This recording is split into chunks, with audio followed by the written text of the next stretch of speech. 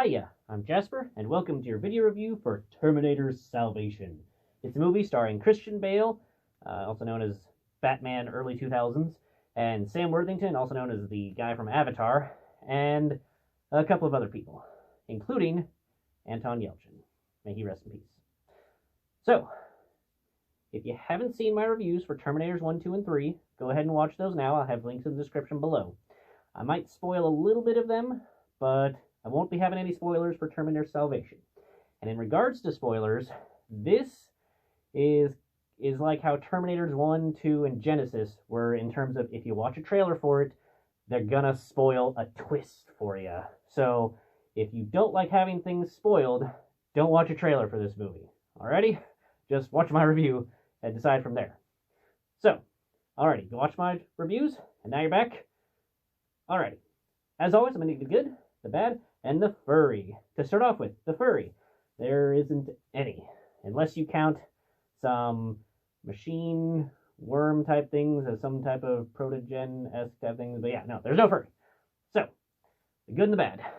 I will say that I am very biased towards this movie because this was the first movie that I saw on an at-home big screen TV.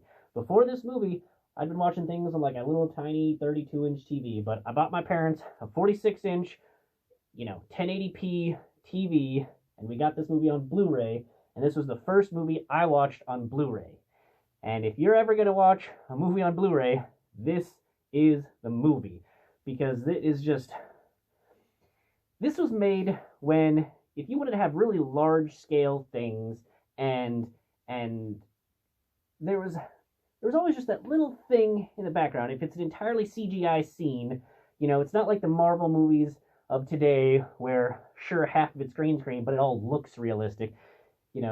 Back when this movie was made, there was at a point where, for certain things, if you wanted to be realistic and have the whole scene look real, you had to have a lot of practical things going on. And this movie really lived by that philosophy. There is so many practical effects and practical shots. Now, I'm sure that they were augmented by CGI, but for the majority of it, it was practical. And there was even some long takes. Like the very beginning of this movie, there are some long takes. Now, is there probably some fancy editing to stitch some shots together? Sure. But if you're not looking for them and you're just enjoying the ride, it looks like some long, continuous takes of some amazing action that the actor actually did the thing, and there was things going on, and because there's a realism that you could not achieve with the CGI of that time. And even still, unless you have Marvel level of things, it's still very difficult to achieve that realism level. And I thoroughly enjoyed this movie and what it was able to do. I think that as time has gone on, the Terminator movies have probably gotten lower and lower reviews for whatever reason, but I just think they keep getting better and more fun. And this movie, maybe it got lower reviews because it didn't have Arnold Schwarzenegger as our main character type thing, because we have Christian Bale as John Connor, and then Sam Worthington as a guy that we're following around as, another main character. So I'm hoping that's why, maybe. But this movie was really, really good. It has Anton Yelchin in it, and he is amazing. It also has Jeep Wranglers being really awesome. That's where I fell in love with Jeep Wranglers. I don't own one, but man, after watching this movie, really makes me want one. But this movie was fantastic. I liked the different take that they had on things.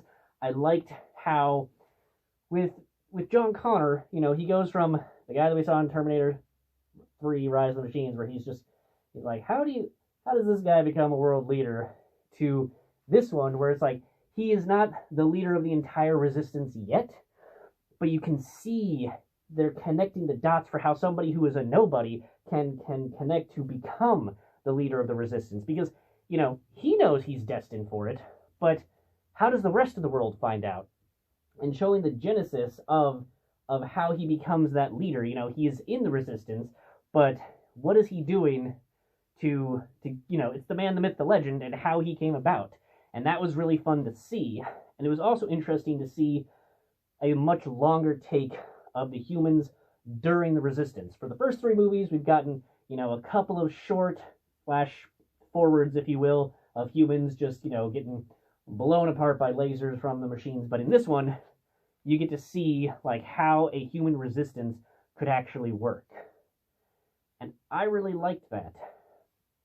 And this movie was a lot of fun, and it was a really great take, I think, on the Terminator series, as well as it was a character exploration and driven by the characters. And so they just did an excellent, excellent job with it. So, yeah, I would say that if you've liked any of the Terminator movies at all, sure, this one's main characters is Christian Bale and Sam Worthington, but you're still going to have a good time. You should definitely watch this. And if it isn't clear already, you should try and watch this on a big screen. I don't know if anywhere they're going to have like a marathon showing of all the Terminator movies before Terminator Dark Fate, but if you get a chance, watch this movie on the biggest screen you can find, because it is that awesome. Alrighty. Thanks for coming. Hope to catch you at the next one.